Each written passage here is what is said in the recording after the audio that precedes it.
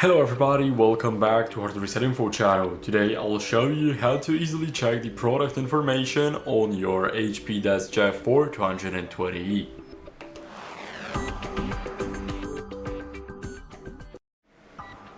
So first what we need to do is click the DeskJet in our HP Smart app.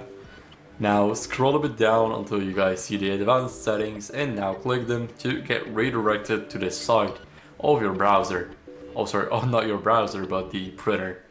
Now let's hover up the network and go over to tools. Here we have the product information. Now here we can check the printer information or the supply status. So let's start off with the printer information. Here we have the device needs attention and here we have the status log. So here we can check the product name, number, the serial number, the service ID, firmware, the page count, the country and region, and the cartridge projection.